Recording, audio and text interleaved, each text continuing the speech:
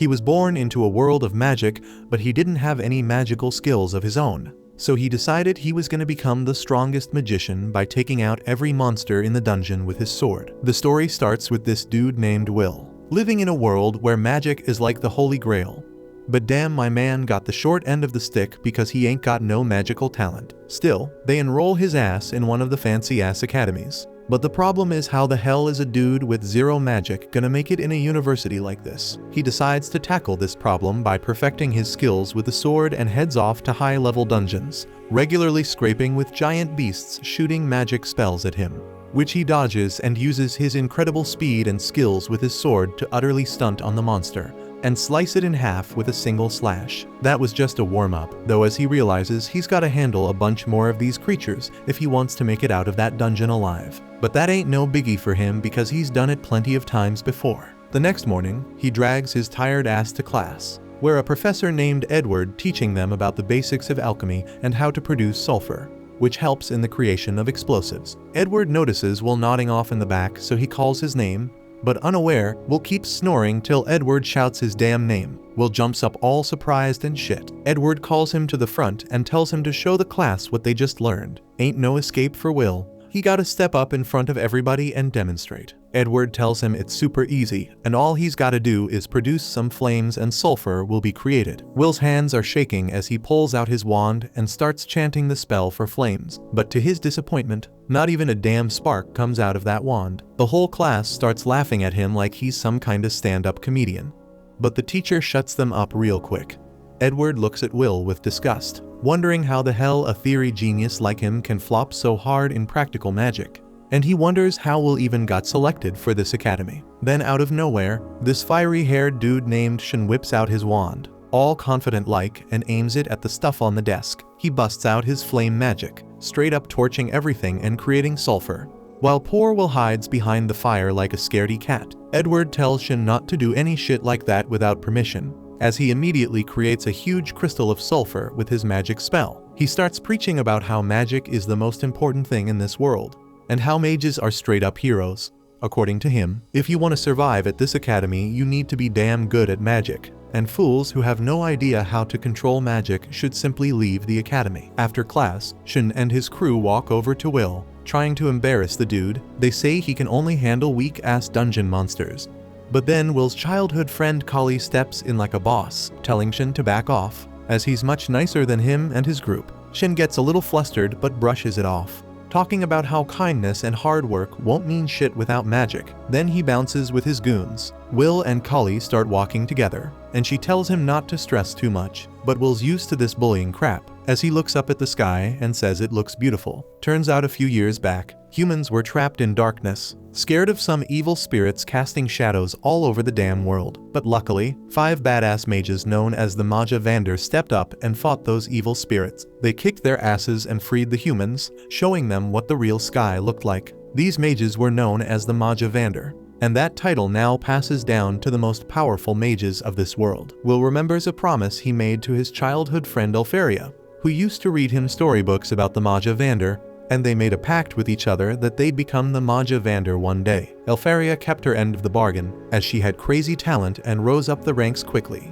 becoming the youngest Maja Vander in history, and started living in the Divine Tower, while Will's just barely hanging on, far from average, trying to hold on to that dream and promise. Later that same day, Will rolls up to meet Professor Wagner, but damn, this dude starts straight up yelling when he finds out that this Harry Potter copycat went solo into level 7 in the dungeons. Wagner warns him that one day he's gonna end up dead. Will drops to the ground and apologizes like crazy, but asks if he'll get credit for it or not. Wagner lets out a sigh and tosses him 2 credits for his troubles. Will starts celebrating, but then Wagner asks him if he's still clinging on to that Vander dream. Wagner explains that if Will wants even a tiny chance of becoming a Vander, he gotta get into the Upper Institute. To do that, he needs a boatload of credits in writing, spellwork, and fighting. But if my man can't use spells, he ain't getting no spellwork credits. So no matter how many credits he racks up in the other areas, he won't qualify. Will says no matter what, he's gonna try.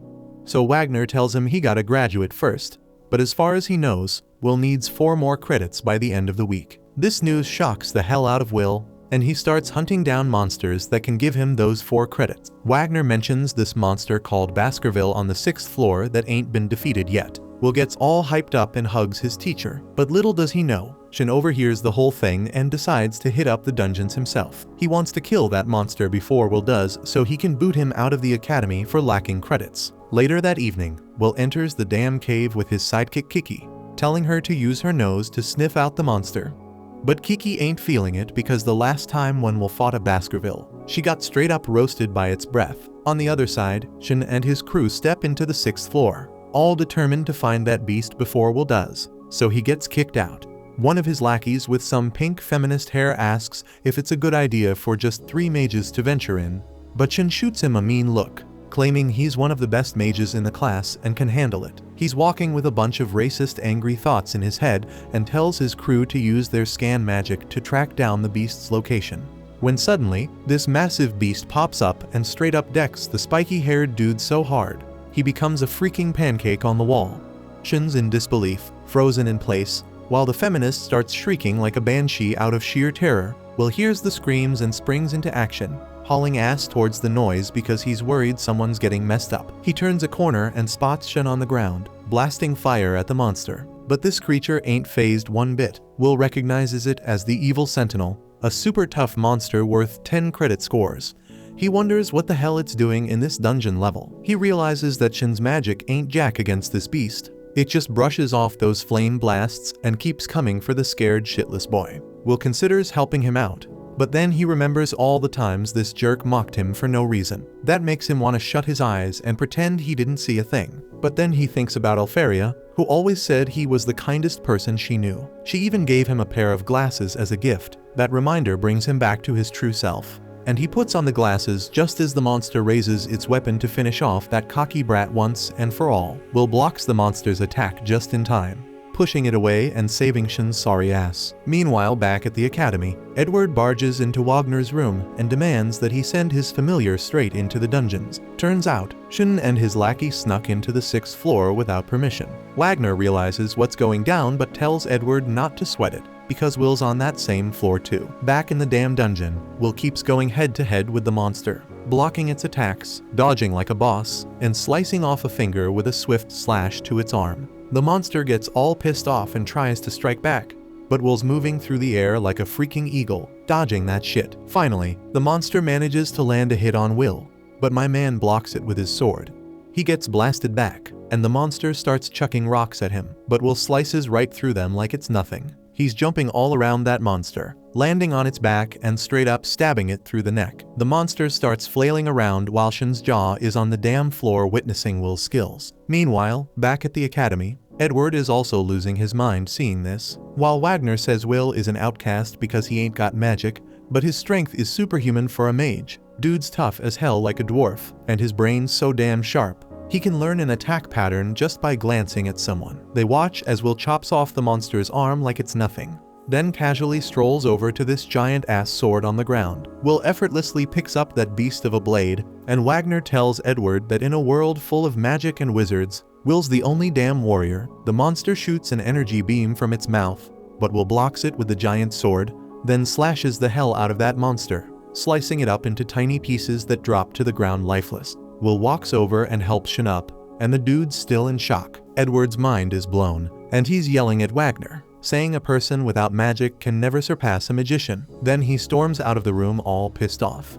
Wagner knows Edward's hella mad right now, but he also knows that Will's story is going to become a freaking legend, as he will turn the whole damn world upside down by making Wistoria the only place where a wand and a sword meet. 5 years back, Willie was the ultimate joke at that whole school due to his lack of magic, and apparently the only reason they even let his sorry ass enroll in this school was because he was tight with Alferia. But once she became the Maja Vander, the school didn't need to fake being nice to him anymore. Willie had to put up with all that shade, but it didn't stop him from hustling hard to graduate no matter what. Wagner rolled with Willie to see the headmistress, and no doubt she had her doubts about whether Willie had what it takes for this school. But once she hands him a sword and puts him to the test, Willie straight up counters every single one of her fire spells in a split second. She's blown away and says Willie can stay in the school. Wagner's hella surprised because he didn't think it would be so damn easy to convince her. Willie ain't got no magic, but the headmistress thinks it'll be a blast having someone like Willy around. Willy asks the headmistress if he can roll with Opharia again if he gets strong enough, and she tells him straight up he's gotta grind like crazy and not let any challenges shake him. But even then, there ain't no guarantees. But as Willy bounces, she drops a line about being excited to see what he can pull off. Fast forward to now, Willy's chilling in Wagner's class while he schools everyone on the Tower of Magic. Climbing that tower means moving up to the upper institute and reaching the top floor to become a Maja Vander. Right now, there are two ways to become a Maja Vander. Either come up with some new mind-blowing magic or rack up over 7,000 credits in this school. But let's keep it real, creating new magic is hella rare. So most students focus on earning credits.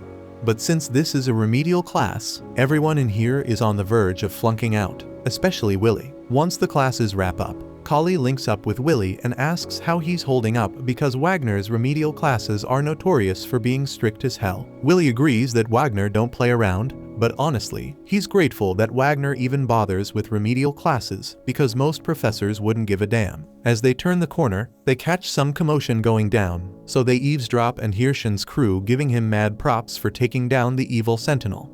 They ain't questioning how he survived, but word is, when Mars woke up, all he saw was Shin standing tall next to a defeated evil sentinel.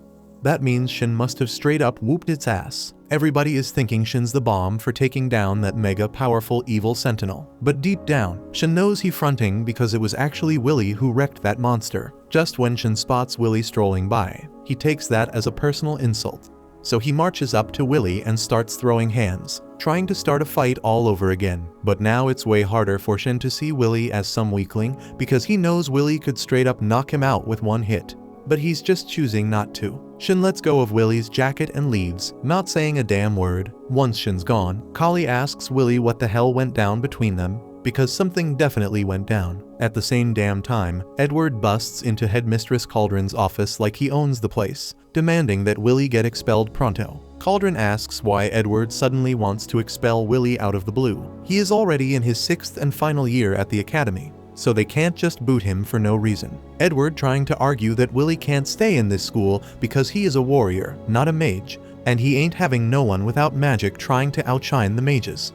Cauldron pulls out Willy's records and points out that his grades are off the charts. His writing is on point, and his magic reports are mad insightful, so he can't use magic.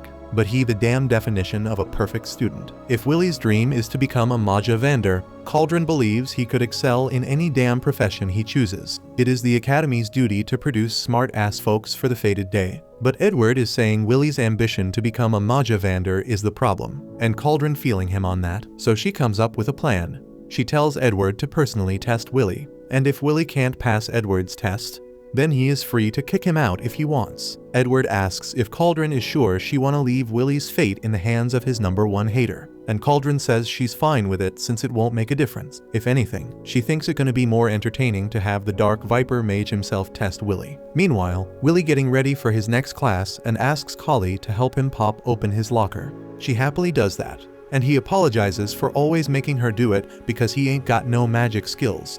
She's cool with it. But then she peeps Willy's sword in his locker and asks if he's still training with it. Willy says he is, but he couldn't get the green light to use it while he's at school, and his roommate back in the dorm won't let him do anything risky. Later on, he and Kali roll to the library to study together, and Willy's going all in even though he already aced this shit before. Kali tells him to chill since he's already killing it in writing. But Willy says he gotta keep hustling because he can't afford to drop a single credit. Plus, he enjoys learning history from the perspectives of other races, especially because he can relate to the dwarves. They went to war against badass mages, but they never backed down despite the tough-ass challenge. Right then, Kali spots a white strand of hair on Willy's dome, and she says it's probably because he's pushing himself too hard. She offers to yank it out for him, even though Willy says she doesn't have to. But she's really all about doing it. Just when they're getting flirty, Edward sneaks up behind Willy and tells him to meet him solo in the spell hall because he got some shit to handle. A little while later, Willy shows up at the spell hall, and Edward drops the bomb that he's hooking Willy up with a special remedial class, so he better be grateful. Willy can't believe Edward's offering him a remedial class, but that just proves he ain't up to no good. Dude wants to see what Willy's really made of, so he shoots a warning shot to let Willy know it's a damn serious. Edward says if Willy can land a single strike on him, he'll score 5 spellwork credits. But if he fails, he's getting expelled on the spot. Edward also makes it clear that Willy can't say no to this test. So he starts casting a spell to take Willy out. Meanwhile, Cauldron summons Wagner to her office and apologizes for the short notice. But she thinks Wagner should know what Edward's up to. She casts a spell to show him the test Edward's giving Willy, and she forbids Wagner from interfering for any reason. She thinks it's only fair that Edward gets his request granted since Wagner got the same privilege to watch over Willy. But Wagner thinks it's too damn cruel to let Edward of all people be the one to test Willy because this dude almost became a Maja Vander. He might have failed, but he still got power equivalent to 1, so Willy's in some serious danger right now.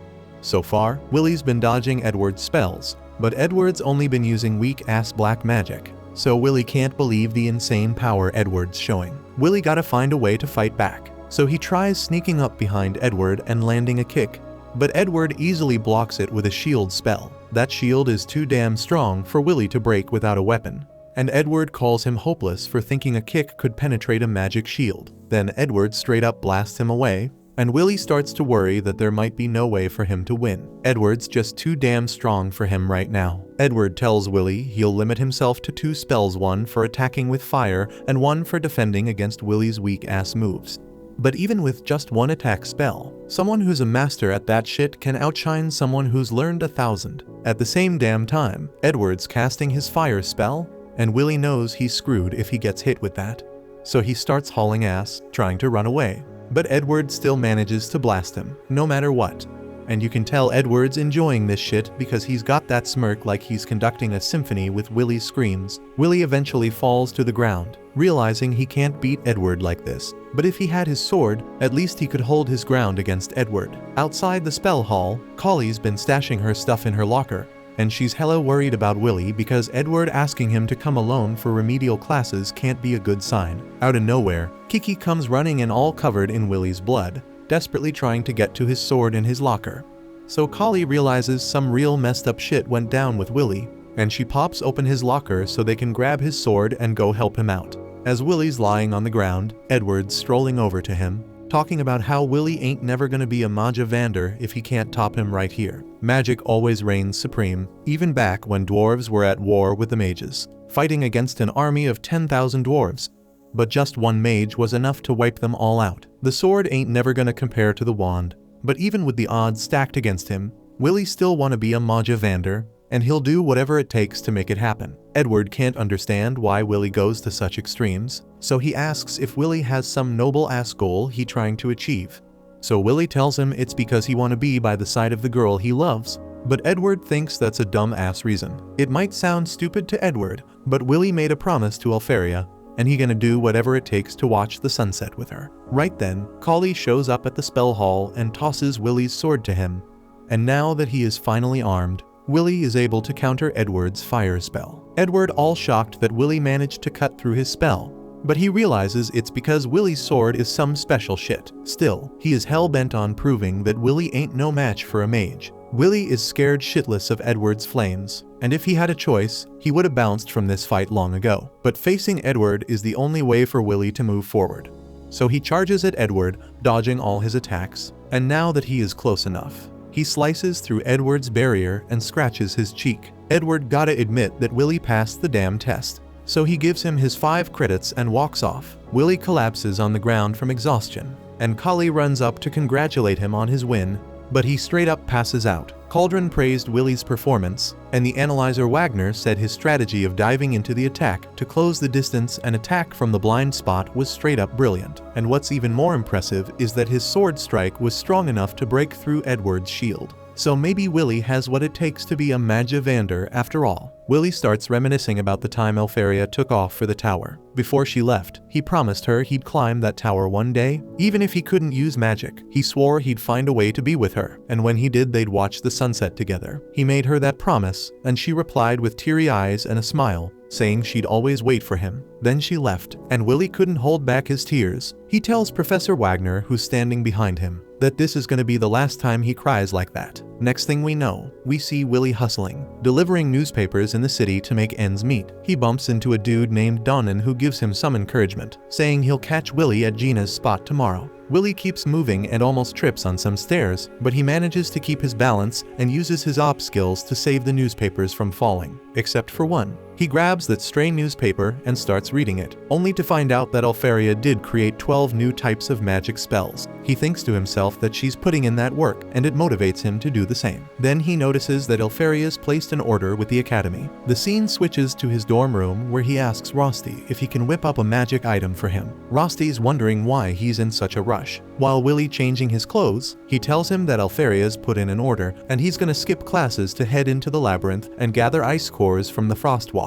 He explains that she needs a bunch of magical catalysts, and the students will get paid for however many they can gather. He lets Rosti know that he's gonna need that magic item so he can explore the 4th floor. So when Rosti sees the excitement in Willy's eyes, he can't say no. He hands him the magic item and mentions he's made some upgrades since last time. Willy thanks him, and before taking off, Rosti tosses him a piece of bread for breakfast. Later on, he explains how the mage Queen Mercedes once said that everything comes from the dungeon, and she encouraged everyone to conquer it by using their knowledge. So we got Willy making his way to the 4th floor of the dungeon, and he peeps a bunch of students going at it with the Frostwalkers. He figures it's all because of Alfaria's orders, and he's impressed by how she can rally so many folks with just one command. He spots Shin in the mix too, blasting the Frostwalkers with his fire spells. Shin's thinking these small-time enemies ain't gonna make him stronger, and he remembers how strong Willy was when he took on the Sentinel. Willy can sense Shin's power and his thirst for blood, and he knows he won't be able to score any Frostwalkers in this spot. So he keeps going deeper into the dungeon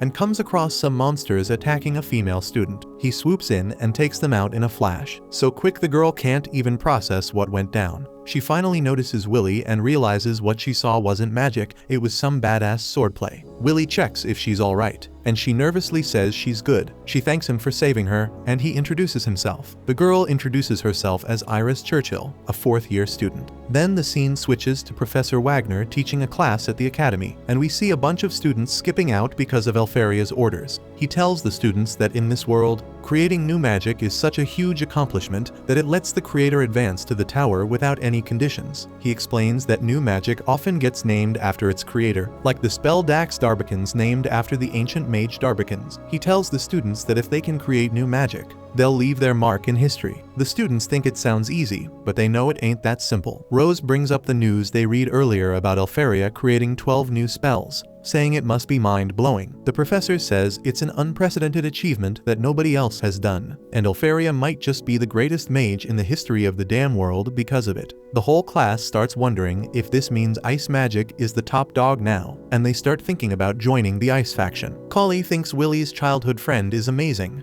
and the whole academy's buzzing because of her. And Rose can't help but wonder if she's feeling jealous of Alfaria, because she's afraid Willy might be taken away by her. Kali gets all worked up hearing that, and the professor gives them a scolding for causing a commotion. Kali starts wondering if Willy went to the dungeon today just for Alfaria's sake. Meanwhile, back in the dungeon, Iris realizes that Willy's the bookworm with no magical skills she's heard about. Willy feels a bit offended by that, and he learns that Iris is a 4th-year student. He starts thinking if his lack of magic talent bothers her, but she tells him without a care that she can't look down on her savior. She says he might not be able to use magic, but he's got his own talent, and she respects that. Willy's confused by her laid-back attitude towards him, and he wonders if she's here because of Alfaria's orders too. Iris confirms it, and says she wants to help out Maja Vander and do her part in holding up the sky. Willy explains that what Iris said ain't no exaggeration. He goes on to say that the folks in this world have never seen the real sky. The sky they see now is a massive barrier put up by the Maja Vander with their powerful magic. Legend has it that if the barrier falls, darkness will swallow the world, and a catastrophe will begin. The students ain't just clearing orders from the tower because they admire the Maja Vander, they believe they're doing their part in holding up the sky. Then Iris tells him she's actually met Alfaria. She explains it happened when she was all alone in the dungeon, surrounded by monsters. Willy wonders if she's got a habit of getting surrounded by monsters. Iris says back then she was in a dire situation and had accepted her grim fate. But then Alfaria freezes all the monsters in an instant, helps her up, and tells her to be careful next time. Iris gets all excited remembering that, and she mentions with sparkling eyes that they had a long chat after that. That's when Kiki notices something, and Willy goes to check it out while Iris keeps rambling. She mentions she wants to help Alfaria, but she ain't found a single Frost Walker. She thinks maybe the other students already took them all down. Her searching ability ain't finding nothing either, so she asks Willy what he's up to. Willy tells Iris that frostwalkers leave behind ice shards on their tracks, but usually, those shards are like 0.5 to 1 mm in size. But my man notices a shard that's twice as big. He figures there's a massive frostwalker up ahead, and maybe in a spot her searching ability can't reach. Iris is wondering how the hell Willy knows all this when he can't even use magic, and Willy tells her magic is cool and all, but it ain't everything, especially in a dungeon. He says he can make up for his lack of magic with his experience and wisdom. Then he gets his magic item ready to go. But suddenly Willy peeps that the frostwalker is chilling on the freaking ceiling, and my man saves Iris when it tries to attack them. Turns out, this ain't just any frostwalker, it's a frost rex, and Iris breaks it down for us, saying these beasts are like advanced versions of frostwalkers. The monster starts roaring at them, and Iris lets it slip that this bad boy is worth 6 credits, and it's the boss of the floor they are on. So this monster starts throwing beams at them, but Willy is dodging them like a boss, with Iris right beside him. Then he puts Iris down and tries to go head to head with the Frost Rex, but Iris stops him and says physical attacks don't work on that monster. She spills that this monster is also known as a dwarf killer, and it can freeze your ass with just one touch. But Willy, all confident and shit, tells her not to worry because he's beating this thing plenty of times before. The monster tries another beam attack, but Willy is dodging that shit too, and he slips under the monster. This beast can't find him, so it starts attacking all over the place, and we see Iris and Kiki are dodging its wild swings. Meanwhile, Willy's magic item is sticking to the monster, and he uses the wire tied to it to wrap the thing up, and he explains the Frost Rex is weak against fire and explosions. The monster tries to freeze his ass, but Willy lights the wire on fire, which sets off the bomb tied at the end, and boom, the monster gets blown to pieces, and Willy thinks that Rosty's magic items are the real deal. Then Iris's whole vibe changes. She gets all serious and realizes there's a big difference between the rumors and what's really going on with this snow talent. She's wondering how the hell she should report all this, and Willy suggests they just bounce because they got what they came for. So Iris switches back to her happy self and agrees with him. The scene then cuts to Iris strutting into a room inside the tower, called Mercedes Colley's, and she's changing her look as she walks. We find out she was undercover in the academy to scout out talented magicians. She enters a room where 4 out of the 5 Maja Vander are gathered. She wonders if she's interrupting something, but this dude named Cariot says it's all good because if the barrier was breached, the whole world would be toast by now. Zio thinks the celestial hosts are peeping at them from the other side, but they ain't got the numbers or the strength to take them on. Eleanor says they need elite mages for the fated day, or else all that lore will turn into reality. They ask the Watcher if she found anyone worth recruiting. Iris tells them that in her search, she found this no-talent dude who's actually worth bringing in, and she says that his name is Willy. She suggests they bring him into the tower. But Cariot and Eleanor ain't too thrilled about inviting a no-talent in here, but Zio finds this intriguing, and Eleanor says she doesn't want any more weaklings hanging around her. Zio tells her and Cariot they're being too rigid, and he says he'd even invite a dwarf to the tower if they're a badass fighter. Eleanor gets all heated because elves and dwarves don't exactly mix well, and she wonders how a dude like Zio even made it as a Maja Vander. Cariot cuts off their squabbling and says there's no need to rush things. The Grand Magic Festival's almost here, and they can make a decision then. Zio agrees, saying talented folks should be able to make their way to the top of the tower on their own. If they can't, it means they ain't got the talent in the first place. He bounces because the meeting's over, and the others follow suit. Elfaria's the last one left, and Iris tells her that the boy she mentioned is freaking amazing. Elfaria holds the magic core collected by Willy, and she says that she'll be waiting for him. As part of the next test the students gotta participate in, they are all set to fight against golems. If you take one down, you pass. Then we see Shin and Kali are up first, and they both smash their golems like it's nothing. Meanwhile, Willy's struggling against his golem. Willy tries running behind the golem to land a solid punch, but as the students see him about to attack with his fists, they start clowning him for not using magic. This throws him off long enough for the golem to backhand him across the room. The students start leaving, satisfied with Willy's failure against his golem. But on the other end of the room, a few students are having no trouble with the golems at all. They're Lahanna and Wignall, and they both pass without a doubt. Then another student walks up and starts casting ice magic. With a wave of his wand, he sends icicle shards into all the golems, encasing them in solid blocks of ice. This is Julius, one of the top 3 students of the academy, along with the other 2. Lahanna gives props to Wignall and Julius for keeping up with her and not slacking off. Julius says he wants to declare a friendly war on them and will use his newly mastered ultimate technique to deliver their defeat when the time comes. As a token of his sincerity, he offers an ice rose to them, but neither Wignall nor Lehanna seem amused. Wignall, though, seems kinda excited for a showdown with Julius. These three are basically celebs at the school, each earning over 10,000 of the total 12,000 credits. Some think credits reflect a mage's power level, but Willy, he's nowhere near that. Right now, he doesn't even have enough credits to graduate in the first place, and this is his final year in this school. As Willy sits there, wondering what he's gonna do, Julius and his crew roll up and start trash-talking his lack of magic ability. Willy just steps aside to avoid trouble. As they leave, he hears them talking about the Grand Magic Festival, and he hadn't realized it was that time of year already.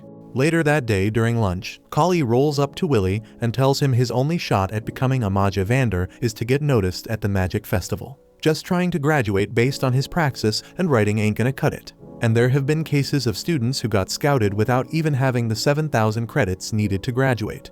The Magic Festival is a massive event that goes down every 2 years. It's packed with all kinds of events and pulls in high mages from the tower looking to scout out fresh talent. It's where all the different magic factions throw down for the chance to recruit the best students. It's no stretch to say that getting into the Upper Institute can pretty much hinge on how you do at the festival. There are 5 factions: the Thunder faction, the Elf faction, the Fire faction, the Ice faction, and Mysterious Noah. All these factions, except for Mysterious Noah, are led by their respective Maja Vanders, so if they scout you, it's a guaranteed promotion. Willy doesn't think he's got a shot at getting chosen since he's already failing. To even get noticed, he'd need some kinda amazing magic that would blow the high mages away. And while he's right about that, there are still other ways to get scouted. Kali has heard rumors that Watchers might show up looking for talent, but Willy figures Watchers are just a fairy tale. He thinks a no talent like him's got no business at the festival, so he's planning to stay in the background and help with the preparations instead. Kali believes Willy could totally change how people see him if he entered the festival this year and showed what he's got, but Willy's still not into the idea. He thinks it'd just turn into a physical challenge if he's there. He tried entering the festival back in his second year and got booed off the stage for using physical attacks. He's still reeling from that embarrassment, so he's not keen on doing it again. Students all over the school are grinding hard for the festival, and Kali reminds Willy that besides the high mages, there'll be plenty of scouts from the capital too. Even if Willy can't make it as a Maja Vander, he might still get scouted for another job. The Magic Festival's a prime spot to show off your skills, so Kali's really pushing Willy to step up and prove himself. But Willy's still doubtful about participating if he can't use magic. Just then, Kali spots something sketchy and heads over to one of the lockers, telling Willy there's something off about it. It's hidden pretty well, but she can sense a barrier there. Willy asks if she's sure it's not just a locking spell for the locker, but Kali can tell the barrier's made to block sound and obstruct sight. She could crack it with her magic, but that might be troublesome, so she asks Kiki to take care of it instead. Once Kiki breaks the barrier, they find a secret staircase behind the lockers that leads to an underground gambling den. A bunch of students are down there betting on who'll come out on top at the Magic Festival. Kali finds it messed up that the students turned their locker room into an illegal gambling ring, but then Willy notices Shin standing across from them. He's surprised to see him there since Shin doesn't seem like the type who enjoys betting. Shin gets defensive and starts yelling at Willy to mind his own business. But Kali steps in and warns Shin that if he starts a fight with Willy for no reason, she'll make sure he regrets it. Shin backs off, so Willy asks him again what he's doing here since he's not part of the betting crowd. Shin doesn't feel the need to answer Willy's questions, but it's definitely not like he's here to see if people are betting on him. And he definitely isn't upset that no one thinks he has a chance of winning, even though he's the 4th best student in the school. Sure, the top 3 students might have slightly more credits than him, but Shin's credit score is in the high 9,000s. The only reason he ranks lower is because he failed a writing test once. Since then, he's been working a lot harder to make up for the lost credits and catch up. But his magic skills are still on par with Lehanna and the others, so he's just as likely to win at the festival as any of them, although he doesn't get why he's trying to justify himself to Willy. After that, the rest of the day goes on like usual. Once classes are over, Willy gets up to leave, but before he goes, Kali catches him and asks if he's free after school because she'd love to hang out, even if it's just going into the dungeon together. But unfortunately, Willy's got work tonight, so he can't hang with her today. Willy's working at Gina's restaurant on the outskirts of town, hustling as a waiter. He's got a tray full of food and drinks, which he brings over to Donnan. Donnan's feeling bad for Willy dude's juggling a crazy schedule, Willie's up at the crack of dawn delivering newspapers, spends his days in classes, and then wraps up his day working at Gina's spot.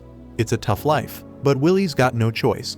He didn't score the school scholarship, so he's got to foot the bill himself. Donan mentions he heard the Grand Magic Festival is coming up soon and throws out the idea that Willie could participate. Willie's not having it, though he's not down for another round of public humiliation. Then Gina from the kitchen shouts at Willie to get back to work and calls out how Rosty's busting his ass harder than he is.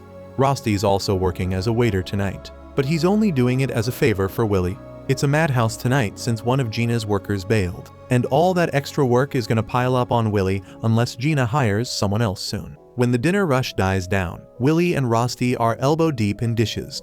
Rosty asks Willie if he's really cool with working here because the pay from the dwarves isn't exactly top-notch. Willie could easily hit up Wagner to help him find a better paying job, but he doesn't want to bother Wagner too much. Plus, he actually enjoys working here. The people are real, caring, and they treat him well, so Willie respects them a lot. Just when things are going smoothly, Julius rolls into the restaurant, clearly just to be a jerk. The minute he walks in, he starts ragging about the restaurant and the dwarves working there. Julius spots Willie and can't help but laugh, making nasty remarks about how a loser like Willie is only fit to hang out with barbarians like dwarves. This ticks Donan off, but the other dwarves hold him back. There's no way they can afford a clash with a mage. Julius goes on, threatening Donan not to pull any funny business. He then tells Donan and the other dwarves that they're just immigrants who ended up here after the Celestials wrecked their world. According to Julius, humans have been nice enough to let them live here without any hassle, so a dwarf like Donan has no right to give him any attitude. Donan manages to chill out because he knows there's nothing he can do right now. Everything Julius spat about dwarves being refugees is true. They came here after their world got wrecked. But even though the elves went through the same thing, dwarves still get treated like trash by the humans around here. So if Donan were to snap and go after Julius, it'd mean big trouble for all the dwarves in the city. That's just how things roll in this world. But Willie can't stand this kind of injustice. He decides today's gonna be his last shift here. Now that he's done working at Gina's place, he's free to do whatever he wants without Gina getting any blowback. First thing on his list, march over to Julius's table and tell him to take back the crap he said about the dwarves. Dwarves bust their butts and made the best of tough situations, so Julius has zero right to call them barbarians. Julius, however, couldn't care less about the dwarves or their struggles. He just kicks his plate of food at Willie and signals his two lackeys to get up and rough him up. They don't realize that tossing a plate counts as assault, so anything Willie does from now on is totally self-defense. Willie grabs the two guys by their shirts and introduces them to the floor in a major way. Julius catches a slice of the action and ends up getting his clothes pissed, which is a major hit to his pride. He's not about to let Willie get away with this. Things start to get icy as Julius pulls out his wand and goes on the attack.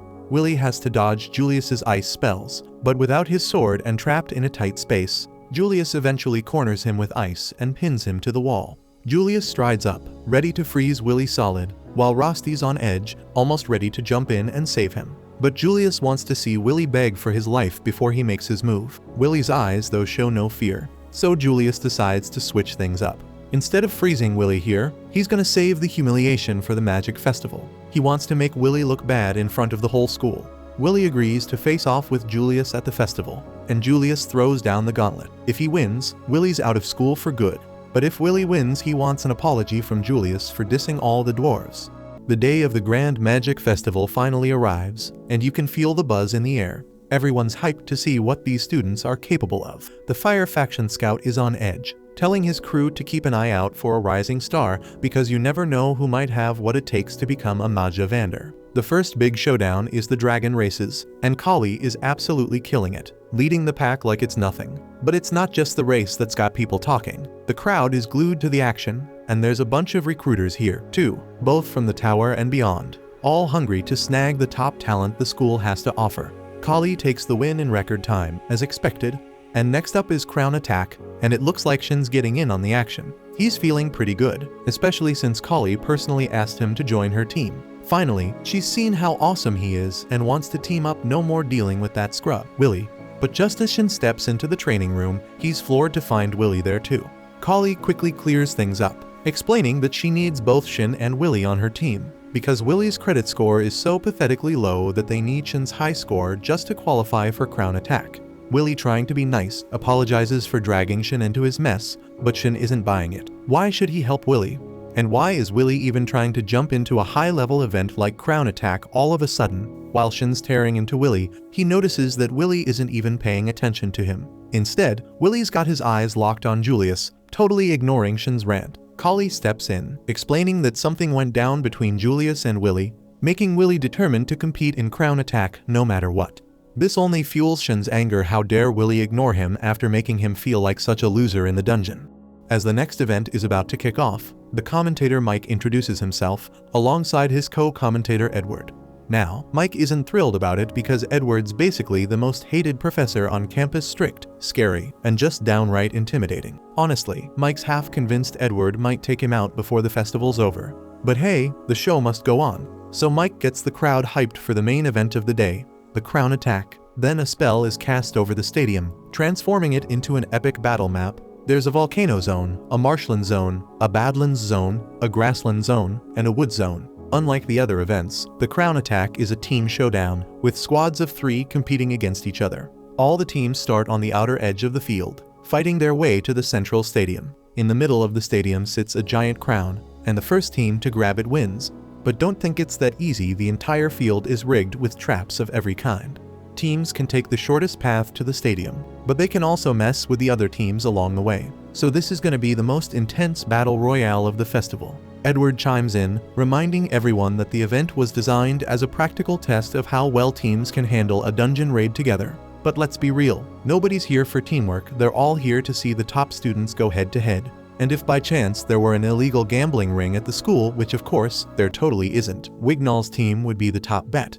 Meanwhile, on the other end of the betting spectrum, the team with the least love is the one led by Willie. The students start laughing at Willie for daring to think he could compete in an event like the Crown Attack. But Willie isn't losing confidence this time. As the participants head to their designated start locations, Wagner is shocked to see that Willie is serious about competing. He tries talking Willie out of it, but Willie's mind was made up from the beginning, so nothing Wagner says can stop him.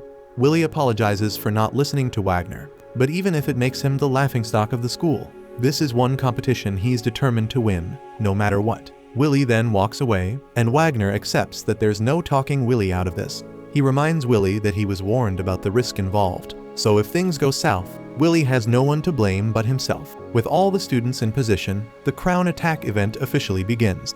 The students rush forward, and Julius's team is the first to run into some of the traps laid out on the battlefield. As they approach, the cubes activate and form an army of golems standing in Julius's way. With so many golems in one place, it would easily become an insurmountable obstacle for many students. However, Willie charges forward at full speed, showing no signs of slowing down. The students mock him for trying to break through the golem swarm when he can't use magic and couldn't even beat a single golem during practice. But Willie keeps running toward the golems, and before he attacks, he signals to Kali, who casts a spell to create a magic gauntlet for him. With it, Willie absolutely demolishes all the golems in his path. The jaws of all the spectators drop as they witness Willie's capabilities. But Wagner had expected something like this to happen. As long as Willie attacks using a magic gauntlet, he can do significant damage, even without his sword. And since Kali made the gauntlet, it's technically not against the rules either. Against every prediction and all the illegal betting odds, Willie is the first to successfully make it through the golem horde. And he's heading straight for the crown now. Ever since Willie saved him, Shin's been haunted by that moment, replaying it in his mind on a loop. To him, it was one of his worst failures, and honestly, he'd rather have died than face that kind of humiliation. That's why he's been busting his ass to get stronger, pushing his body to the limit with every ounce of strength he can muster. But despite all his effort, Willie's still outclassing him even without magic. Now in the Crown Attack, Willie and his crew have taken a massive lead, with the goal of reaching the stadium and snagging the crown. If the other competitors don't step it up, they're gonna be left eating dust. Willie hits the Badlands zone, and as soon as he arrives, more cube traps activate, firing rock bullets at him and his team. As the bullets rain down, Willie doesn't even flinch. He slams his gauntlet into the ground, creating a rock wall that blocks the bullets. Then, without missing a beat, he leaps forward and calls for Kali's help again. She casts a spell, summoning a dozen swords for Willie, which he uses like a pro, launching them as projectiles to obliterate the cubes in his path. Mike's hyped as he announces that Willie's team has breezed through the Badlands without breaking a sweat. Their teamwork is on point, though let's be real, Sheen hasn't exactly been pulling his weight. The haters in the crowd, the ones who bet against Willy, try to downplay his skills, saying Kali's magic is doing all the work. Sure, her magic plays a role, but let's not forget it's Willy's technique that makes those weapons lethal. Even the scouts are starting to take note of Willy's insane ability to detect and counter traps. And as much as Edward might not want to admit it, even he has to respect Willy's grind. All those hours Willy spent in the dungeons have honed his movements to near perfection, and his reflexes are so sharp, he can exploit the tiniest openings.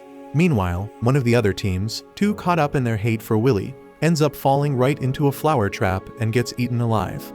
The other teams are struggling with the same traps along the path. But despite all the brutal obstacles, Willy and his team are still holding the lead.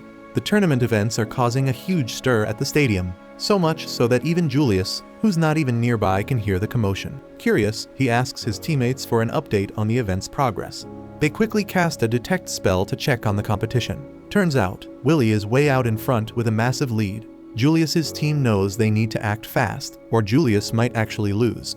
But Julius doesn't seem too fazed. He's already got a plan in mind to deal with Willy personally. Meanwhile, Willy and his crew have just reached the final area before the arena, the Enchanted Woods. Willy is leading the charge and triggers a bunch of magic circles all at once and quickly realizes he's caught in a chain circle trap. But Willy's not sweating it. He's already got the perfect counter up his sleeve. If all these spells are about to go off together, he'll just make them take each other out. He starts carving around each magic circle, adding a twist to them, and sure enough, he gets the spells to fire at each other and explode. Mike excitedly announces that Willy has breezed through the forest traps like it was nothing. He can't resist poking at Edward, asking if he has any thoughts since Edward was the mastermind behind that dark magic minefield. But Edward just clicks his tongue, clearly annoyed that Willy managed to slip through his traps so easily. Despite all the momentum Willy's built up with his massive lead, the closer he gets to the stadium, the more likely it is he'll run into another team looking to take him down. He's already taken out a couple of teams, but there's one team he's got his sights on. Willy plans to rush ahead and set up an ambush for Julius. But as he's making his way to secure the high ground, the tables turn on him as out of nowhere Julius hits him with an icicle. Willy's fine, the shot didn't hit him directly, but he's baffled. How the hell did Julius get here so fast after the huge lead they had? And the fact that Julius is alone only makes things worse. Willy's now on high alert, knowing Julius's teammates could be lurking, ready to spring a trap of their own. Julius starts launching a barrage of icicles at Willy, leaving Willy no choice but to bail for now. He knows he needs to get serious and take Julius down. But then Shin decides it's time to turn up the heat literally. He starts casting an insanely powerful inferno spell. But Kali notices that Shin's got his eyes locked on Willy a little too much and warns him that Shin might be aiming for him. As Shin unleashes the spell, Kali quickly throws up a rock wall in front of Willy to keep him from getting roasted. The blast sends a massive shockwave across the battlefield, leaving Willy momentarily dazed. When he snaps back to reality, he realizes the forest around them has been completely torched. Shin strolls up to him, casually saying that Julius was in the way. He might have taken Julius out too.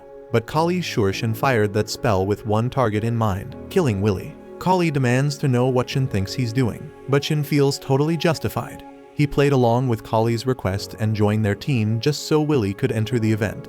Now, he wants that favor repaid with a one-on-one showdown. Willy's baffled, asking why Shin suddenly wants to fight, and why right now of all time. But Shin isn't in the mood to explain. He just fires a warning shot at Willy. Kali tries to step in and stop the madness, but before she can, Julius is somehow still alive after that fiery blast and blocks her with a wall of ice. With Kali in trouble, Willy wants to rush to help her, but Shin's not letting him go anywhere until he gets the fight he's itching for. He blasts some fireballs at Willy, knocking his sword out of his hand. Willy tries to talk some sense into Shin, suggesting they settle this another time, but Shin's having none of it. He demands Willy pick up his sword for a duel, and with no other choice, Willy agrees to face him. Many years ago, when Willy and Shen first started their student life at the academy, Willy was the most pitiful, pathetic kid you could find. He was a magnet for bullies, who stuck notes on his back labeling him as worthless. Shen couldn't stand the sight of it and decided to step in, albeit in his own twisted way. He burned the note, then told Willy that he'd graciously allow him to become his underling so he wouldn't have to feel alone and useless all the time. But Willy, with a blank stare, simply ignored him and walked away, which pissed Shen off to no end. Even then Shen followed him, shaking him and demanding an answer. Willy, his eyes empty and devoid of any spark, told him to let go, and Shen begrudgingly obeyed. As Willy walked away after hurting Shen's ego, Shen's feelings turned to hatred. Now he unleashes his rage, attacking Willy with fire spells that scorch the forest. Willy runs, dodging and hiding behind trees, but Shen's relentless attacks track him down, forcing him out into the open. Shen lashes out with a fire whip, and as Willy tries to fend it off, another whip snaps from behind, grabbing his leg. Just as he cuts through the whip to free himself, Shen hurls another powerful spell at him. Willy manages to block it, but his sword starts glowing red hot from the heat. Shen curses him, sneering. "Are you just going to jump around to survive, or do you plan on fighting back?" Willy, still unwilling to fight his teammate, insists, "We're on the same team. I don't have time to fight you right now, I'm focused on the competition." Shen snaps and tells Willy that he will just burn him to ashes, and continues his assault. As Willy dodges everything thrown at him, he can't help but wonder if he really has no choice but to fight against his own teammate. Everyone in the stadium is completely floored by what they're seeing. Even Edward, with a smug grin, points out that no matter the reason, infighting among teammates is the absolute worst move in this competition. He mentions that because of this shit, the Tower Scouts will undoubtedly mark both Willy and Shen negatively, and he looks weirdly happy about it. The Scouts had seen some promise in Shen up until now, but after witnessing this fiasco, they've decided he's unfit for recruitment. Meanwhile, Willy's roommate Rosti is killing himself with worry, when suddenly Iris appears and asks if she can sit next to him. They've crossed paths before, and Rosti can hardly believe it when Iris starts cheering for Willy. She admits that she wasn't interested in him at first, despite a reliable source hyping him up, but after watching him in action, she's become his biggest fan. On the other side of the battlefield, Kali is desperately trying to evade Julius while searching for a way to reach Willy and Shen. Julius mocks her, asking if the so-called Earth Princess is really not going to fight back. Kali hates that nickname with a passion and snaps at him to stop calling her that. He responds by launching an ice attack, which she blocks with a stone wall. But then she noticed a magic circle forming beneath her feet, and she realized that she walked right into a trap. Then a massive blast of dark magic hits her point blank, leaving the audience in shock. But what really blows everyone's minds is that Julius appears on every screen, facing off against all the teams at once, and nobody can make sense of how he's seemingly everywhere at once. Julius even makes his way over to Wignall's team, reminding Wignall that he swore to crush everyone with his secret weapon. Wignall responds with a spell Julius knows all too well, an ice flower that he had once given him.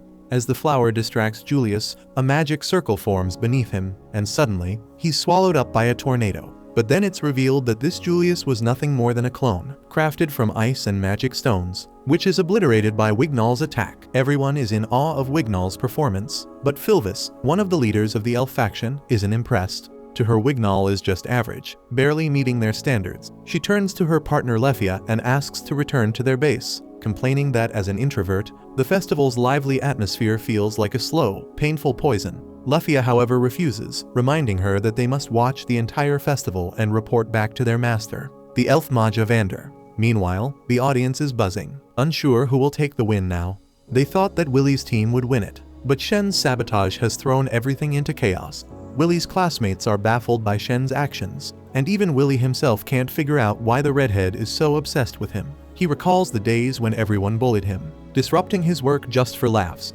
It was a rough time because no one knew better than him that he was a failure, but he couldn't understand why they went out of their way to torment him. Numbed by the constant harassment, all he wanted was to be left alone. So when Shen approached him that day, all he could say was, "Let me go." He didn't grasp Shen's intentions, nor did he care. His focus was solely on reaching Alferia. On that day, when Willy ignored him, Shen had lashed out with a fireball in frustration. Now, here he was again, attacking Willy in the same way. Willy dodges his attacks, opting to run instead. Shen, not backing down, chants a high-level magic spell and conjures a flame falcon, his guardian. Willy is shocked, not just by the sight of it, but even more so when Shen commands the falcon to attack. Guardians are usually defensive, meant to buy time, not go on the offensive. Reacting quickly, Willy uses his sword as a platform to leap into the air, slicing off one of the falcon's wings in the process. He grabs his sword and rushes toward Shen, thinking this is his chance to end the fight. But the flame falcon quickly regenerates its wing and resumes its pursuit. Willy realizes he has to destroy the falcon's core to stop it, but that's easier said than done with the guardian shooting fire at him. He dodges the flames, only for Shen to attack from another direction. Willy blocks with his magic gauntlet, but is pushed back, clearly exhausted. But Shen isn't looking much better either. Everyone, including Edward, is blown away by Shen's unexpected performance, because commanding a guardian with such skill shows that he's way beyond your average student. Even the Fire faction scouts are intrigued, despite Shen's betrayal of his team. According to their data, Shen wasn't supposed to be on the same level as the top 3 students in this batch. But today's display has everyone rethinking that assessment.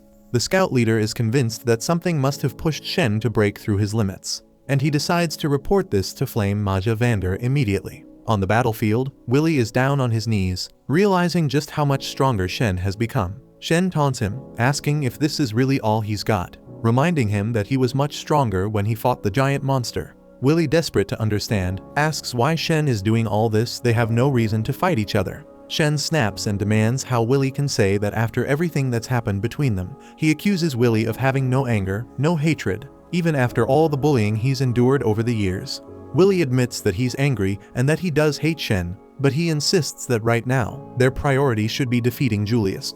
The mention of Julius sends Shen into a rage, cursing Willy for always focusing on everything and everyone except him. He tells Willy to stop ignoring him, and in that moment, Willy finally understands. He realizes that Shen, in his own twisted way, has acknowledged him and now desperately wants to be acknowledged in return. Willy puts on his action glasses and takes a stance, determined to honor Shen's feelings by giving him everything he's got. Shen, seeing Willy finally taking him seriously, is thrilled, so he begins chanting his most powerful spell. With the Flame Falcon guarding him, Willy knows he can't get through his attack with any weak-ass attacks, so he decides to watch Shen closely, timing his spell and preparing for the perfect moment to launch his counterattack.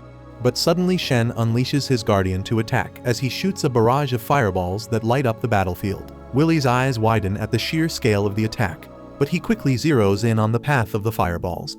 With a burst of speed, he weaves through the onslaught like it's child's play, emerging from the flames to deliver a precise slash to the Flame Falcon's core before heading to Shen. Shen then attacks him with another attack point blank. But just as their attacks are about to collide, a stone wall erupts between them, halting the fight in its tracks.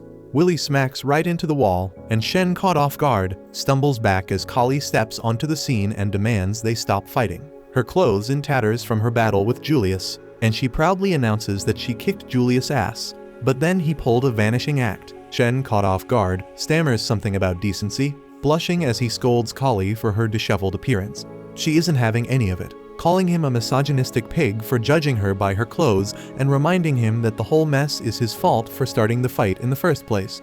She then tells Willy to get moving because he's got unfinished business with Julius and she'll handle things here. Shen, still riled up, declares he won't let her interfere with his battle, but Kali snaps back, calling him selfish and stupid. Then suddenly Willy drapes his robe over her shoulders, thanking her with a sincerity that leaves her blushing furiously. Willy then picks up his sword and takes off, telling Shen they'll settle the score some other time. Meanwhile, Julius and his team are the first to enter the stadium. The host is already declaring them the unbeatable champions, when suddenly, Willy rockets into the stadium at breakneck speed, landing with a thunderous crash right behind Julius and his crew, leaving the entire crowd eyes wide in disbelief. Willy locks eyes with Julius and challenges him to a fight, and Julius, who's been itching for this showdown, smirks as he prepares for the battle he's been waiting for.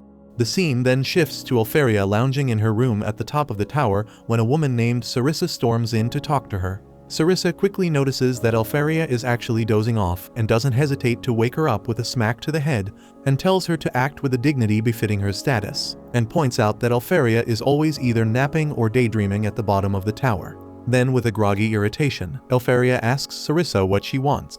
Sarissa hands her a stack of papers, insisting she take a moment to review them. These are the candidates recommended by the scouts, and Sarissa mentions with satisfaction that they've got a good crop this year. She highlights Julius in particular, noting that he's an excellent fit for the Ice faction, and currently putting on a show in the game. Sarissa suggests he might even be worthy of becoming Alferia's successor. Alferia considers that Sarissa might be right if the information about Julius is really accurate. The scene then shifts to Willy gearing up to face off against Julius in the games.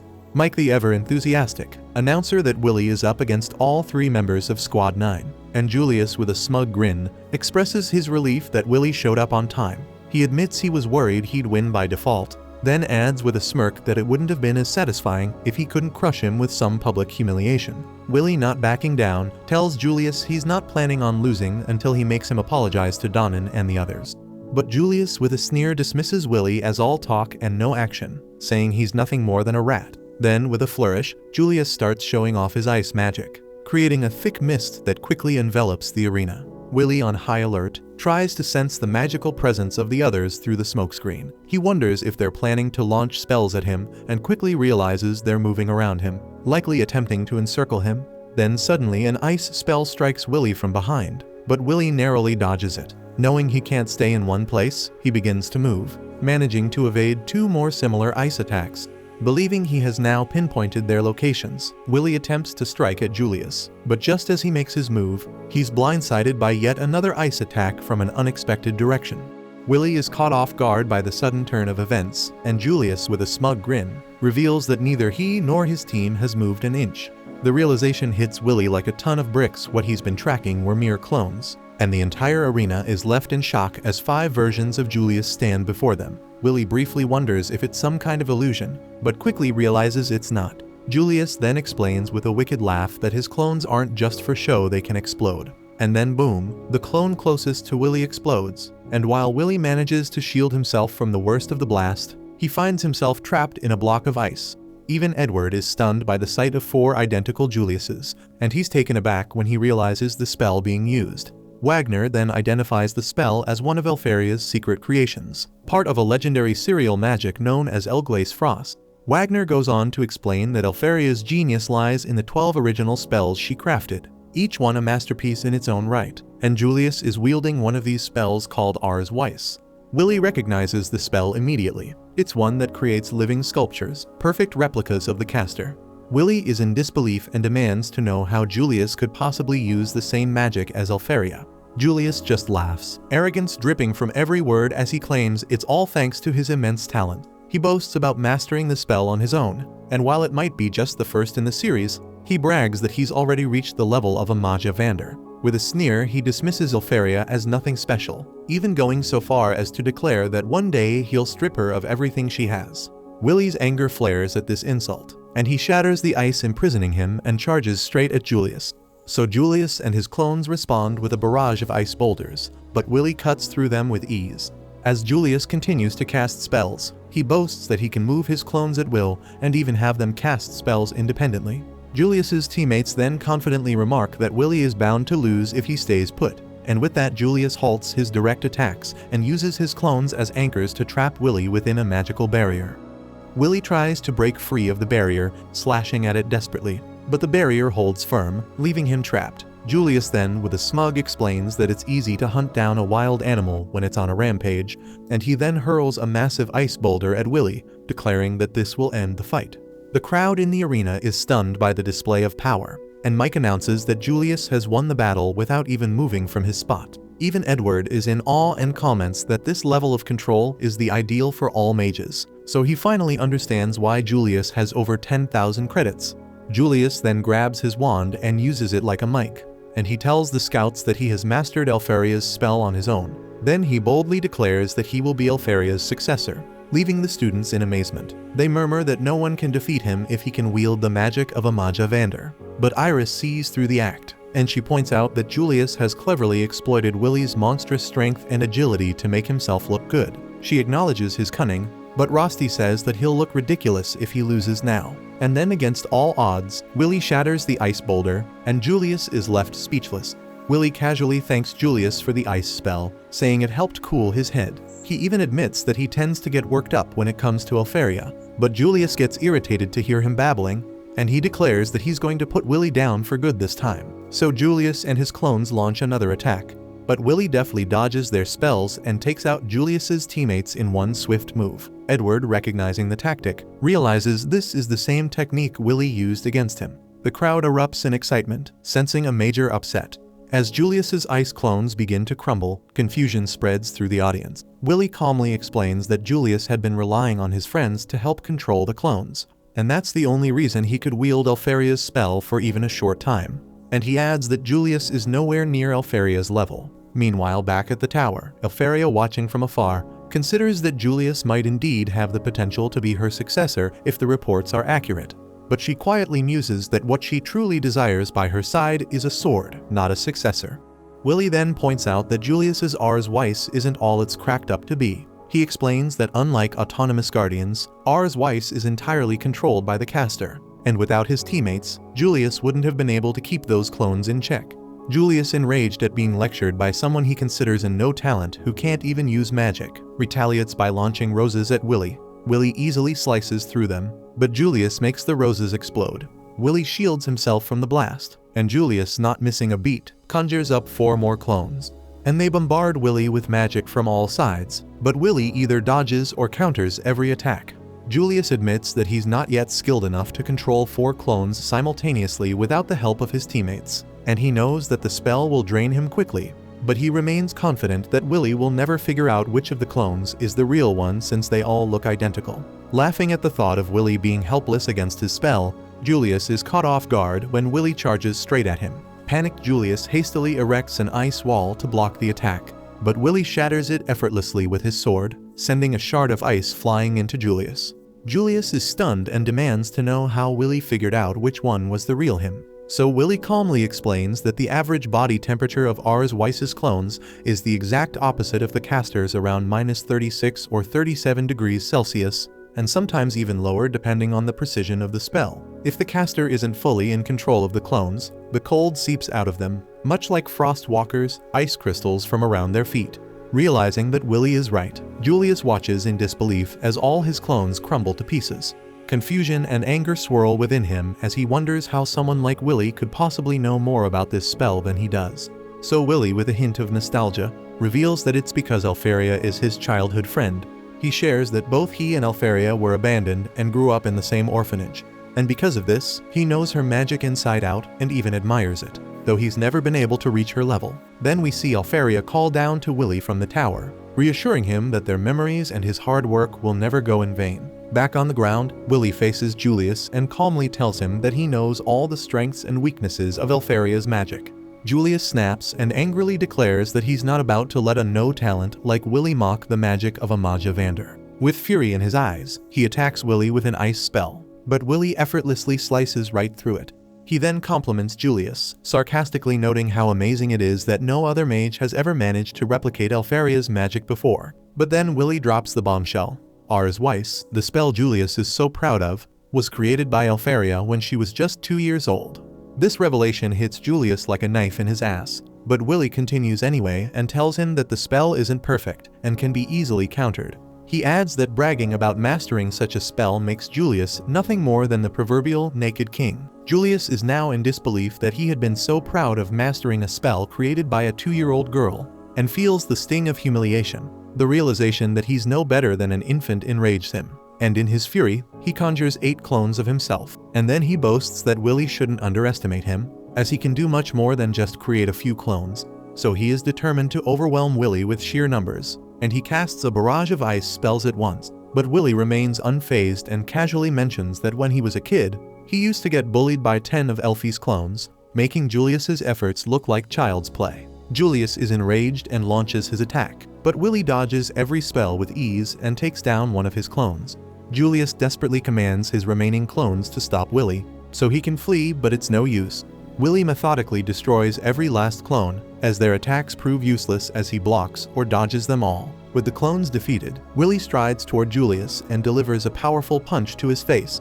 The blow is so strong that it knocks out one of Julius's teeth, leaving him unconscious on the ground. Everyone is stunned by what just happened, and Mike announces Willie's victory, but he is in disbelief that a so-called no-talent managed to take down someone with over 10,000 credits. Rosti is left speechless, and even Lahanna starts to see Willie in a new light. And as Kali and Shen enter the area, Mike declares that all Willie needs to do now is claim the crown. But just as Willie is about to reach for it, Wignall swoops in, snatches it, and places it on his own head. The crowd is left in shock, and Mike has no choice but to announce Wignall as the winner. And with that, the Grand Magic Games come to a close. Then we see Sarissa breaks the news to Alfaria, who is so ashamed that she can't even show her face. She desperately wishes for a spell that could erase memories or turn back time. Sarissa mentions that such a forbidden spell might exist, but she wouldn't allow Alfaria to use it anyway. Alfaria, with tears in her eyes, insists that Willie was wrong. She wasn't trying to bully him. She just wanted him all to herself so they could play together all the time. so she can't believe the students now know about her dark past. Meanwhile, back at the arena, Shen is floored that Willy managed to take down Julius too, so he leaves with the determination to defeat Willy someday, and then Kali checks on Willy, asking if he's okay. Willy apologizes for their loss, but he adds that at least he was able to keep his promise. That night at the tavern, the atmosphere was buzzing with joy as everyone celebrated Willy's victory over Julius. The dwarves all thanked Willy for standing up for them, while Wagner expressed his gratitude to the dwarves for looking after Willy. The dwarves modestly claimed they hadn't done much, but Wagner insisted they keep an eye on Willy anyway. Later that night, Kali couldn't hide her disappointment about Willy not getting scouted by the tower. She guessed it was because their team had been too busy fighting among themselves and hadn't even won the event. She placed the blame squarely on Shen, and Willy mentioned that Shen had rudely turned down the invitation to join their celebration. Donan reassured Willy, saying not to fret about not being scouted. After all, he had fought for their honor and secured the apology Willy had been after. And the cherry on top, Julius was stuck doing grunt work in the tavern as punishment. He obediently followed his boss's orders, but couldn't help but complain that he wouldn't get scouted now. All thanks to no talent Willy. Frustrated, Julius threw himself into the work, trying to burn off his anger. Meanwhile, Kali noticed Wagner seemed troubled, and he confessed that things might change from here on out. Willy had shown what he was really made of during the festival, and Wagner wondered how Willy would handle things when he returned to the academy the next day. Kali optimistically assumed that the other students would finally show Willy some respect, but Wagner warned her that things might not go as expected. When they got back to school, a group of guys immediately asked Willy to join them for a dungeon run. They grudgingly admitted that Willy had insane strength and begged him to choose their team for the upcoming praxis, a week-long dungeon dive. Before Willy could respond, another group barged in, not wanting the first group to snatch Willy away since they had planned to invite him to their team. More students joined in, and soon Willy was surrounded by requests to team up. Kali called them all shameless for suddenly wanting Willy. After years of bullying him, she assumed Willy would feel the same, but she was dead wrong. Willy was thrilled to be in demand. Kali realized she'd lost her grip on him because he'd been starved for friends for too long. When one girl accused Kali of hoarding Willy all to herself and offered to split the dungeon dive credits, Kali stepped in, declaring that Willy couldn't team up with anyone because they already had plans to go shopping. That night, Kali starts freaking out after realizing she might have accidentally set herself up for a date with Willy. Her friend Rose catches on and can't help but tease her about it, but still suggests Kali get ready, even if it's not a real date. Kali reluctantly agrees, and Rose nudges her to wear something cute. Meanwhile, Willy is talking to Rosti about his plans with Kali, explaining that Kali kinda strong-armed him into it by saying they needed to buy gear for the praxis. Rosti is happy to hear that Willy and Kali will be out shopping alone, and his face lights up like a total weirdo. The next day, Kali is anxiously waiting for Willy, determined to turn this little shopping trip into a full-blown date.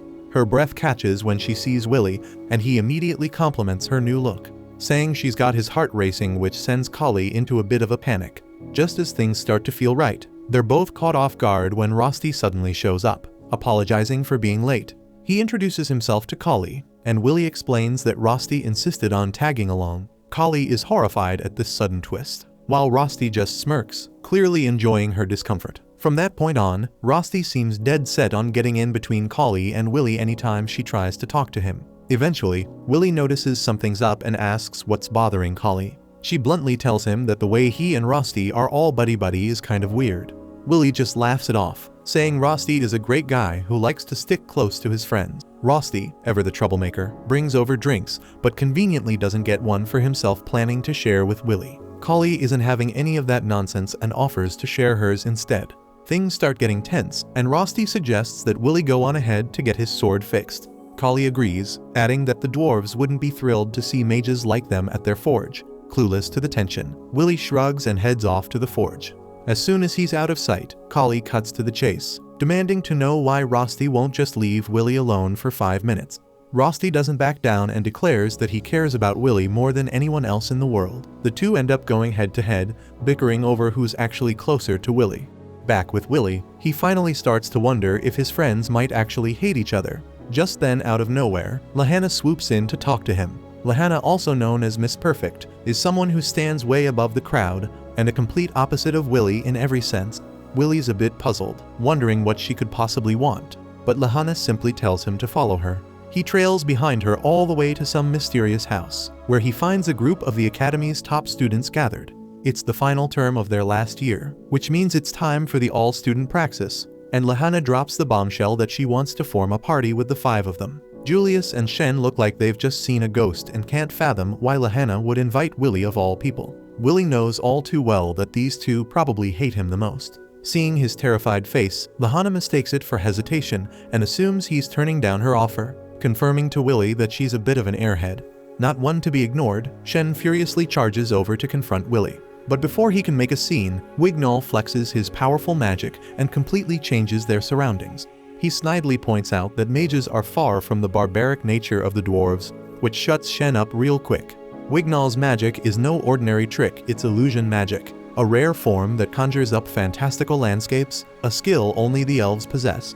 As things settle down, Wignall turns his attention back to Lahanna, wanting to hear what else she has to say.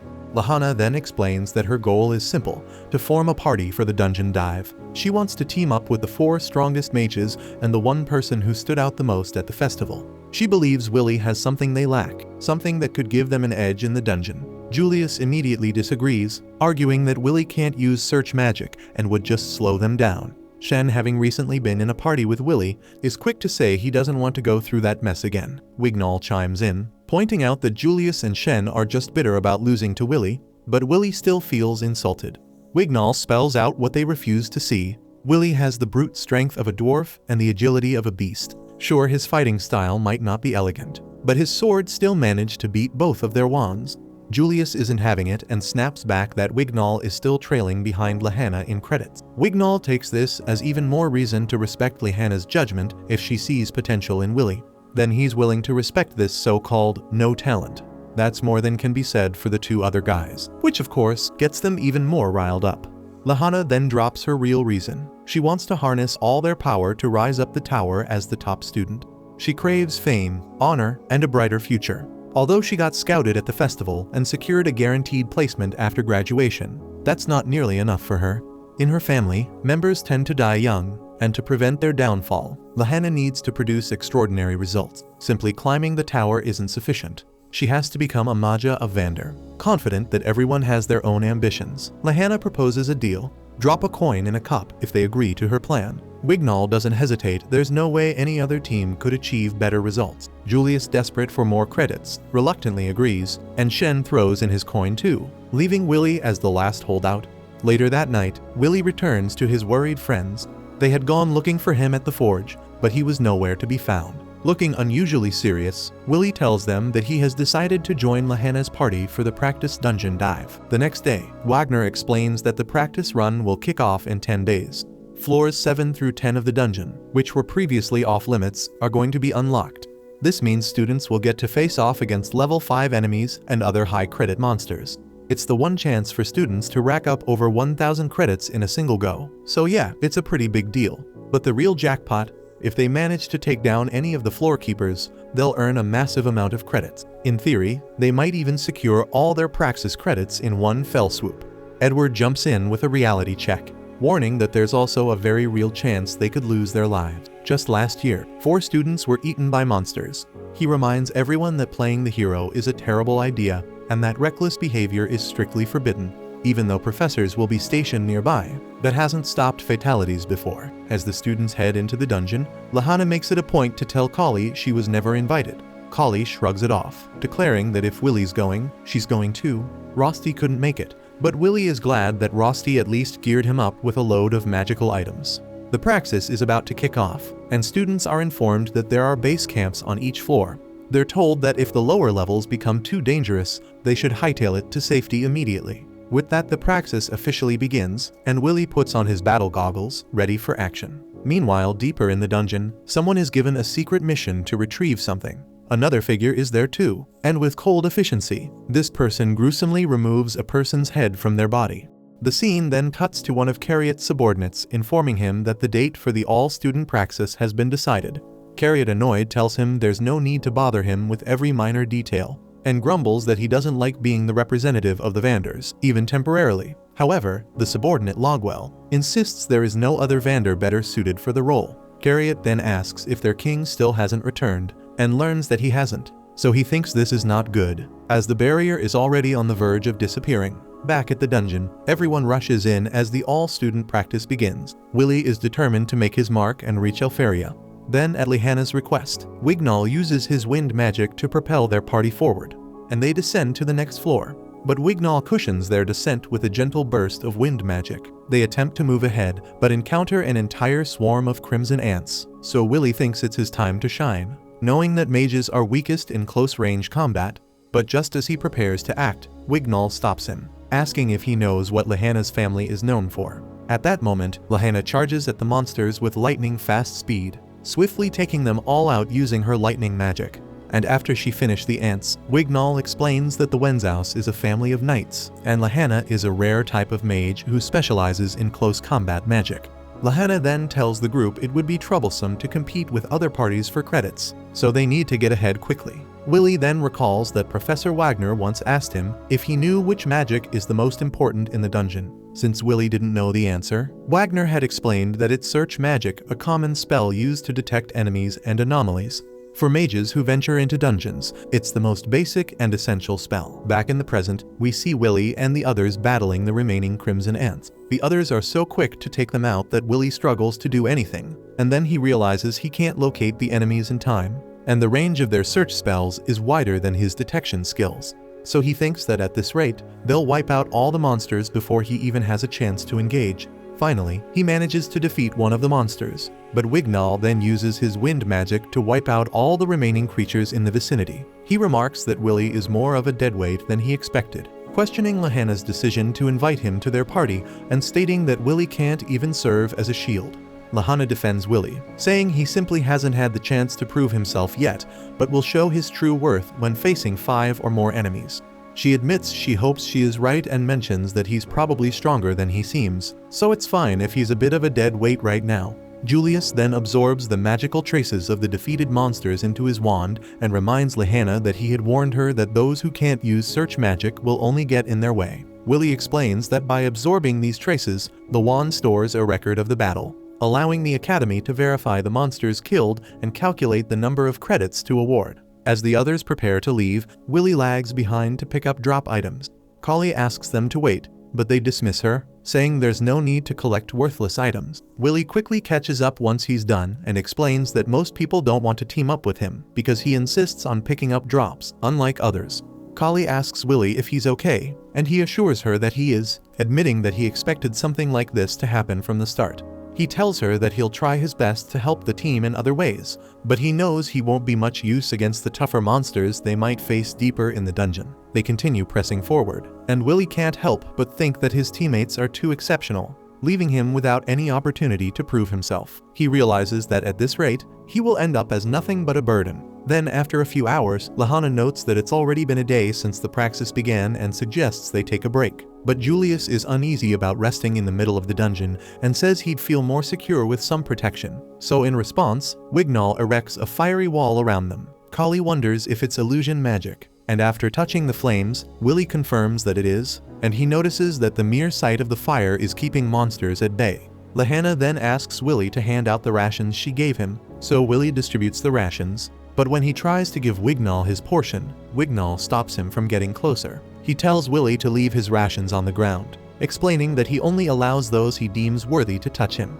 Kali calls out Wignall for being so rude, but Wignall claims he is above everyone else because he is an elf, and declares that Lehana is the only one he considers worthy among them. Willy stops Kali from arguing and tells her that elves have their own customs and beliefs, and it doesn't bother him. He then explains that like the dwarves, the elves also came to this land from another world, but they are a magical race. Though they can be a bit snobbish and tend to associate only with their kind, they possess greater magical abilities than most mages, and their queen is also one of the Maja Vanders. After they finish eating, Lehana lays out her plan for everyone. She explains that their number one priority is to defeat the luminous Nabarus, which is worth 110 credits. It's the only one of its kind and serves as the floor keeper of the 10th floor. Willy thinks that this is the most credits they can earn from a single monster during the praxis, and the others mention that it's not uncommon for mages to be killed while facing it. They refer to it as the boss of the all-student praxis. Lahanna then tells them that she assembled this party specifically to take down this creature, and she is confident they have the ability to defeat it and wants to prove it to the tower. Wignall asks if it's wise to ignore the other monsters they encounter along the way and head straight for the final boss. Lahanna clarifies that she wants them to conserve their magic, so they are in the best shape when they confront the beast, and she adds that they can always deal with the smaller monsters later and informs everyone that they should take the shortest route to the 10th floor. Willy realizes he has only managed to collect 5 credits so far, which isn't nearly enough. Though he feels a bit apprehensive about facing a floor keeper, he decides not to back down. Elsewhere, we see a guy from earlier named Headless, and his partner asks if he has dealt with the people upstairs. Headless shows that he has, mentioning they were getting on his nerves. Meanwhile, Willy and the others continue their exploration. When they reach a lower floor, they notice a large number of monster corpses scattered around. Julius wonders if another party has been there, but they find it unlikely, as they took the fastest route and didn't stop at any base camps.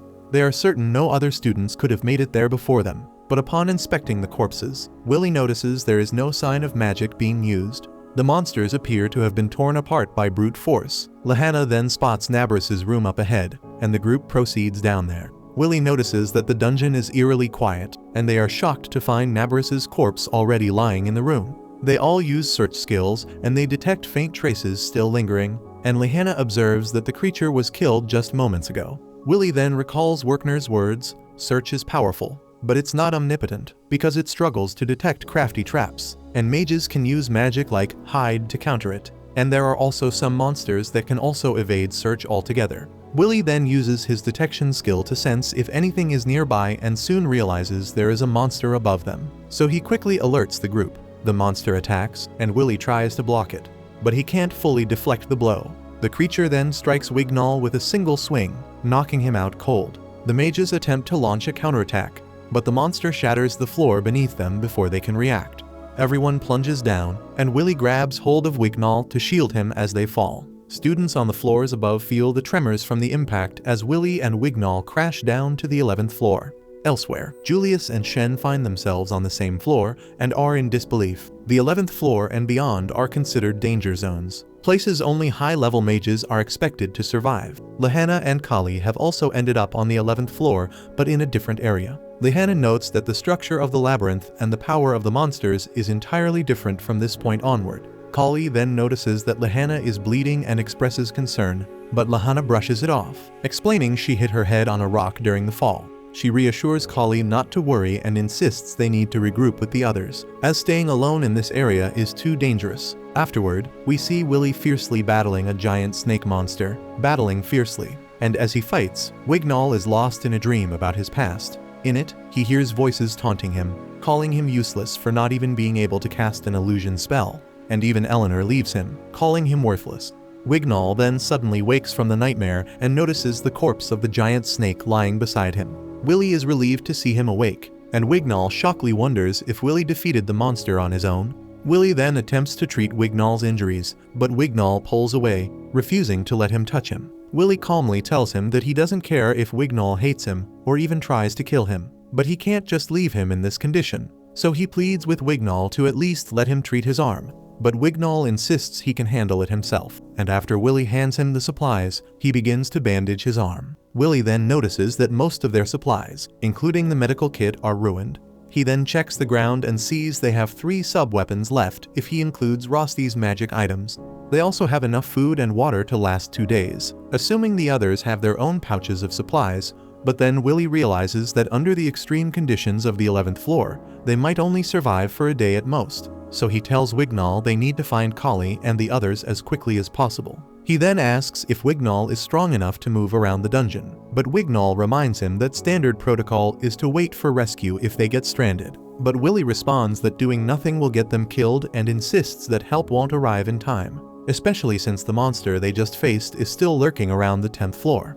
Meanwhile, Wagner contacts Professor Eliza on the 8th floor, where she is battling a swarm of monsters as students run around in panic. She explains that they have been hit by a stampede, and the base camp has been devastated. Wagner asks about the other teachers, and Eliza grimly informs him that they were killed, and their heads ripped off. She adds that she hasn't received any communication from the 9th floor or below. but she suspects things are just as bad there. Wagner thinks this can't be a coincidence and wonders what's going on. Edward then tells him that the all-student praxis is cancelled, and they head down to rescue the remaining students.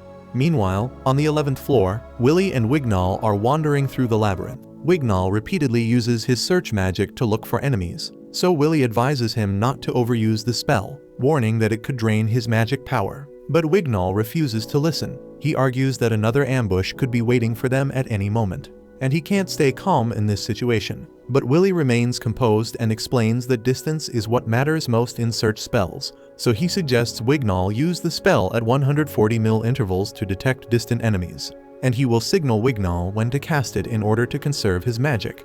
Willy then assures him he'll handle the detection of nearby enemies, which will be much more efficient, and he promises that he and Kiki will deal with any ambushes, stressing that they need to avoid unnecessary fights. Wignall is surprised by Willy's calm demeanor in such a dire situation, so Willy explains that he has no choice but to rely on his praxis credits if he wants to climb the tower, which is why he has studied the dungeon extensively. He reveals he has been stranded about 100 times while exploring, giving him a bit more experience than Wignall, but Wignall doesn't seem too pleased with that statement. Willy then spots enemies approaching them, 3 swine demons known as Jurgisa, with no choice but to fight, as the other route is also filled with monsters. Willy asks Wignall to handle the one behind them while he takes on the 2 in front. Wignall manages to make the piggy behind them fall with a burst of wind magic, while Willy swiftly slices through the 2 piggies in front with ease. Wignall is amazed by Willy's quick moves and realizes that Willy has turned his wisdom into power, while he feels like nothing in comparison. Suddenly, the piggy Wignall tripped earlier tries to attack again, and without enough time to counter, Wignall resorts to a fire illusion to buy some time. Willy warns him against this, but it's too late. The monster sees through the illusion and charges. Then Willy quickly steps in, throwing a dagger that pierces the piggy, and then he slices the creature in half. And then he explains that Jurgisa relies on their keen sense of smell rather than sight, so illusions won't work on them. Wignall laughs bitterly, calling himself a disgrace. Willy tries to encourage him, saying he'll get them next time, but Wignall confesses that he isn't talented. He's just one of the dregs, a laggard. Thanks for watching. Subscribe to not miss the next part.